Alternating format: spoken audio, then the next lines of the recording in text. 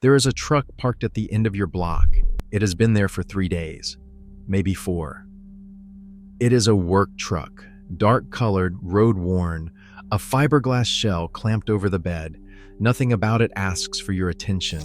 Everything about it has been carefully, deliberately designed not to. No gear hanging off the back, no curtains in the window, no sign that anyone is inside. Just a truck, just another unremarkable vehicle on a residential street where nobody looks twice at anything. You have driven past it every morning this week. You have not looked twice, not once. What is inside that shell is a functioning home, a warm, insulated, organized, private living space with lighting, water management, heat, and storage. A space that costs less than $400 to build, that keeps a man dry on a 20-degree night, that is so well designed and so deliberately invisible that not a single person on that street has any idea it exists. The man who built it did so in 8 days with $180, with a tape measure, a notepad, a phone with YouTube, and a mind that the American housing system, with all of its billions of dollars, all of its infrastructure, all of its professionals, and all of its compassion, completely and catastrophically failed to account for. His name is Marcus. He is 41 years old, and what he engineered in that camper shell is something that will change the way you see every work truck parked on every street in every city for the rest of your life. It is February. The city is mid-sized, mid-American, the kind of city where temperatures fall into the 20s after dark, but the emergency shelters fill by 4 in the afternoon, and the lines to get in start forming at noon. Marcus has been sleeping in the cab of his 2003 Ford F-150 for 6 weeks, not in a shelter, not on a friend's couch. In the cab of his truck, with the seat reclined as far as it will go, a coat pulled over him, the engine running in 15-minute increments to keep from freezing. Not because he gave up, because the system ran out of room for him. He has a job, part-time loading dock work, 3 shifts a week, enough to keep the truck insured and the phone charged and gas in the tank. Not enough, not even close to enough, to cover first month, last month, and a security deposit on any apartment within 40 miles of where he works. He is on the housing voucher wait list, has been for 11 months. His caseworker calls every 90 days to confirm he is still interested, as if the option he is waiting on is a table at a restaurant rather than a roof over his head. He tried the shelter system. He gave it 2 genuine attempts. The first night he woke at 3 in the morning and his boots were gone. Someone had taken them off his feet while he slept. He walked out into February in his socks and drove to the loading dock lot and sat in the cab until sunrise. The second attempt lasted until 2 in the morning. The conditions, the noise, the density, the unpredictability made the kind of deep, restorative sleep he needed to function at work the next day completely impossible. Not difficult, impossible. He walked back out into the cold and made a decision that most people in his position do not make, because most people in his position have run out of whatever it takes to make it. He was done asking the system for permission to survive.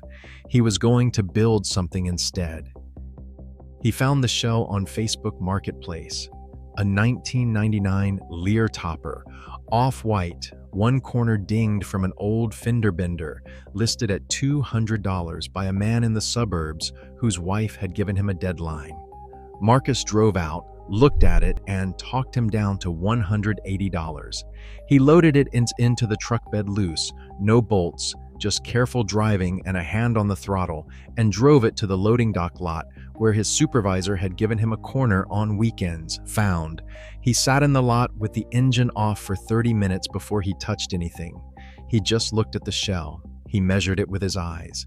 He thought about it the way a builder thinks, not about what is missing, but about what is possible, inside the constraints of what exists.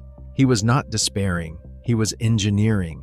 And before we get into how he built it, you need to understand one thing about why he was there in the first place. Marcus did not end up in that parking lot because of poor decisions or lack of effort or moral failing. He ended up there because a structure was built around him, generation by generation, stone by stone, that was specifically and measurably engineered to make housing stability harder for him to reach. Black Americans represent roughly 13% of the United States population. They represent more than 30% of every person counted as homeless on any given night. That number is not random. It is the arithmetic of redlining maps that cordoned black neighborhoods off from appreciating property values. It is the arithmetic of urban renewal projects that leveled black communities to build interstate highways and then called it progress. It is the arithmetic of lending practices that denied black families the mortgages that built generational wealth for everyone else. It is the arithmetic of a criminal justice system that attaches housing barriers to records long after sentences are served. This is not background, this is the architecture. Marcus did not fail the system. The system was built with measurable intention in ways that were always more likely to produce exactly this outcome for exactly this person. The failure is structural. The failure is documented. The failure belongs to the architecture. What Marcus built inside that shell, against that architecture, with $180 and 8 days of labor, is something else entirely. Day 1. He drove the shell to the loading dock lot, pulled out a tape measure, and started writing numbers in a notepad. Interior length was roughly 6 feet 2 inches. Interior width was 4 feet 8 inches. Vertical clearance at the peak was about 2 feet 10 inches. He wrote those numbers down and stared at them for a long time. Not generous, but enough. The first problem he identified was the floor. A raw truck bed is corrugated aluminum, brutal in winter because metal conducts temperature with total efficiency, radiating heat away from anything touching it. In a cab that drops to near freezing overnight, a bare metal surface will pull warmth out of a sleeping body all night long, interrupting the deep sleep cycles the body uses to recover. You wake up exhausted, you stay exhausted. Eventually, it compounds. Your immune system weakens, your reaction time slows, your ability to hold a job and hold it together begins to erode. The floor is not a comfort problem, it is a health problem. Marcus spent $32 at a lumber yard on a single sheet of 3/4-inch plywood. He cut it to fit the bed precisely, working around the wheel well humps and fitting it flush against the forward wall. Then he sanded it smooth and sealed it with 2 coats of polyurethane he already owned. That plywood platform created what engineers call a thermal break, a layer of low conductivity material between the cold metal and the sleeping body. Wood does not conduct heat efficiently. It insulates. Think of it as the difference between standing barefoot on a stone kitchen floor in January and standing in thick wool socks. The stone does not get warmer, but you stop bleeding heat into it. At 2 in the morning in February, that distinction is the difference between rest and survival. Below the platform, fitted into the space between the plywood and the truck bed, he installed 4 flat plastic storage bins, $12 each at Walmart, the kind designed to slide under a conventional bed. Clothes in the first, tools in the second, non-perishable food in the third. Documents, ID, work paperwork, anything official in the fourth. Everything organized, everything labeled in his head, everything invisible from outside. A person looking through the window would see a covered truck bed, nothing more. That invisibility was not a secondary consideration. It was the foundation of the entire design. The second problem was insulation and privacy at the same time. Marcus solved both with one material, Reflectix. He paid $19 for a roll of double-sided reflective bubble foil used in attics, boat cabins, and camper vans. He cut panels to fit every window opening, every sidewall section, and the interior roof, attaching each with removable adhesive strips so they could come down for ventilation and go back up in seconds. From outside, those windows now showed a flat, reflective surface, opaque. A flashlight beam bouncing off them revealed nothing. The detail that made the whole system disappear into normalcy was the finish. He cut each panel a half-inch smaller than the glass opening and edged it precisely with black electrical tape. From the street, it looked professional, deliberate, the kind of window block a serious contractor installs to keep tools and equipment from being seen. This truck did not look like a home. It looked like a work vehicle belonging to someone who had been in the trades long enough to care about security. It hid in the one place nothing ever gets looked at too carefully: ordinary life. The third problem was heat, and this is where Marcus made his largest single investment: a diesel parking heater, $67 from a resale platform. These compact units are roughly the size of a large shoebox, used in delivery vehicles, fishing boats, and long-haul rigs. The mechanism is sealed. Air is drawn from outside the vehicle. Diesel fuel combusts in an isolated chamber. That air is heated and pushed into the living space and exhaust vents back outside. Interior air never contacts combustion gases.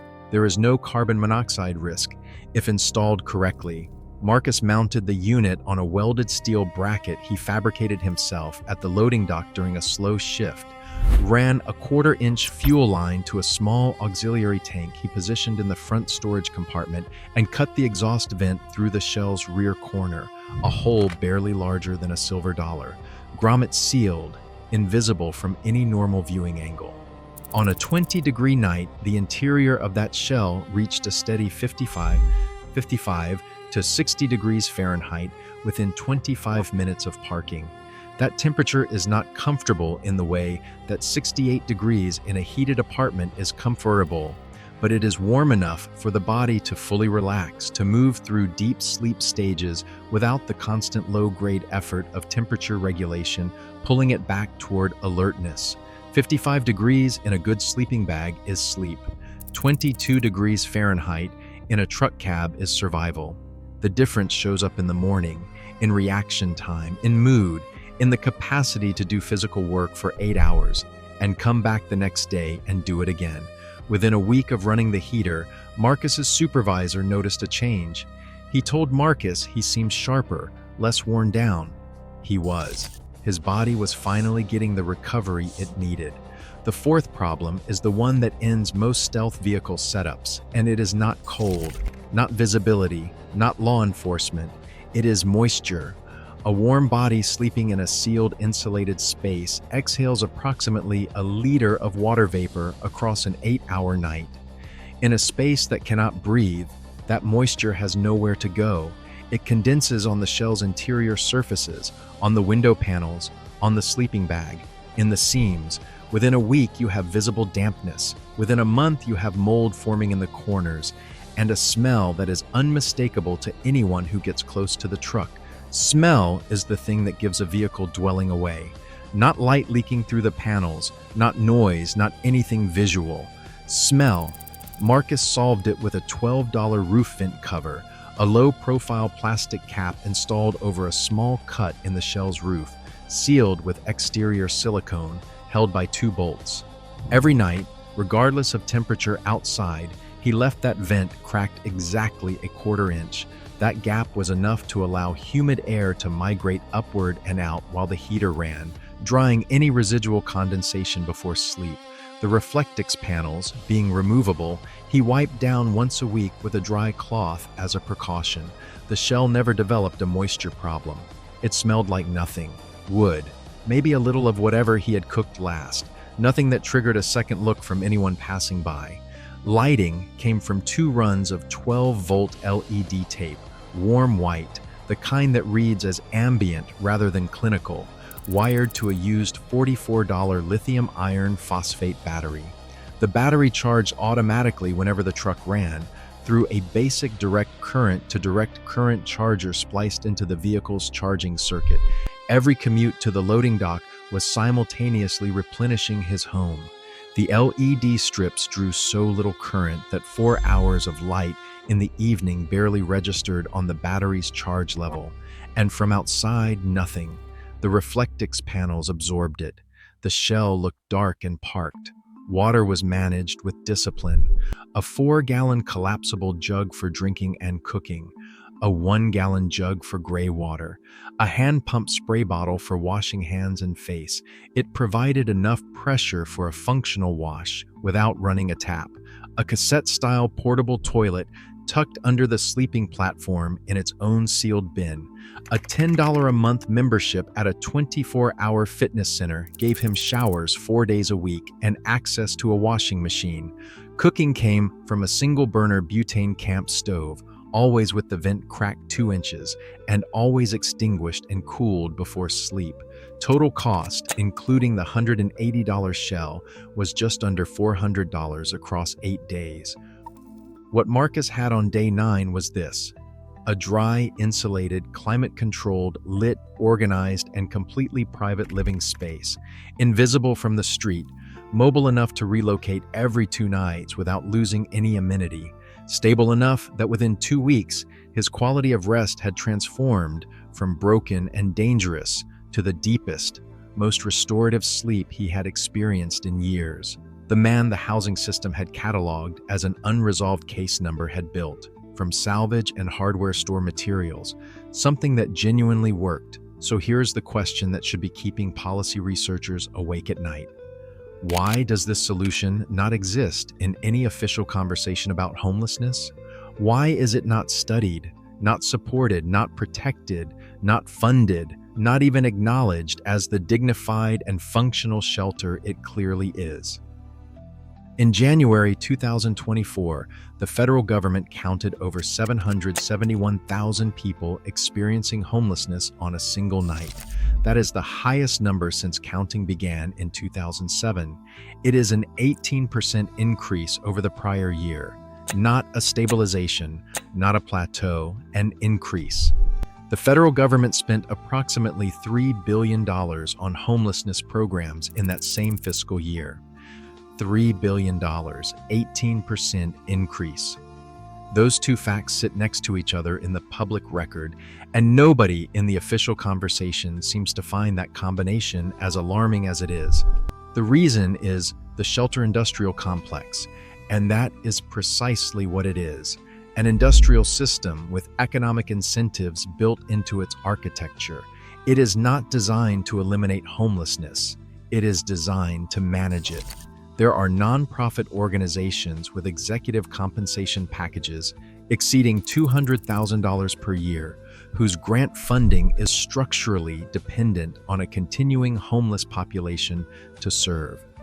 There are city contracts worth millions of dollars for intake processing and needs assessment services that have cycled the same individuals through the same evaluations year after year without producing housing. The machinery exists not because it works, but because it generates revenue, employment, and the appearance of civic response. It absorbs the problem without solving it, and it has done so at scale for decades. Meanwhile, in parking lots and loading dock corners and residential side streets across every major city in this country, tens of thousands of people have stopped waiting for the machine to work and started solving the problem themselves. They have built warm, private, functional shelters out of secondhand fiberglass and a few $100s of materials. They rotate locations on a 2-night cycle to avoid the attention that comes from staying in one place too long. They park in mixed residential and commercial zones where a work truck does not trigger a second look. They arrive after dark and pull out before 7 in the morning. They are on your street right now, invisible to you, invisible to the system, invisible by design. And here is what the official response to that ingenuity has been: criminalization. Cities across the country have passed ordinances making it illegal to sleep in a legally owned vehicle parked on a public street.